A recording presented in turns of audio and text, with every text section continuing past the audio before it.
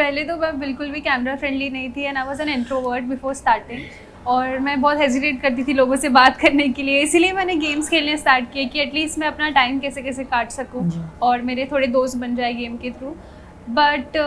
आपने जैसे बोला कि वो इनसिक्योरिटी रहती है हर किसी को, और वो कहीं ना कहीं बहुत समय तक रहती है और वो जाती नहीं है easily. Once you achieve something, अगर आपके पास वो पावर आ जाती है तब आप सोचते हो कि हाँ I have something, but insecurity वो 1% आई थिंक रह ही जाती है इंसान के अंदर,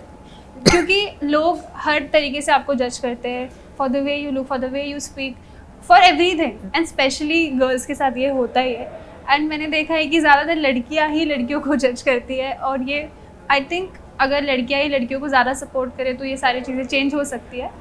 बट यू आर राइट, ये सारी चीज़ें होती है, सबको फेस करना पड़ता है, एंड मैंने भी किया था। And gaming Is there an example that you'd like to give that kind of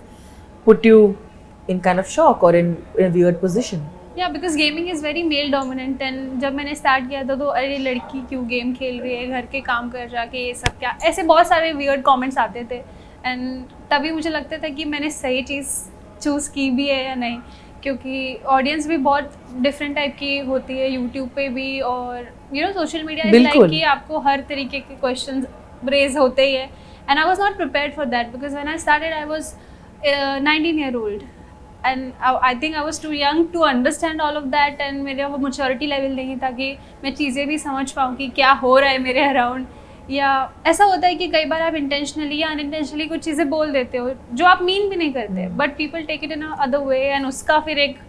you know big topic बना के उसके मुझे लगता है ये समझाना जरूरी है कि हम किसके बारे में बात कर रहे हैं लोगों को। नहीं, I am not talking about anything specific, but I am a streamer, so I live stream. तो ऐसा होता है कि कई टाइप के चैट्स आते हैं, आप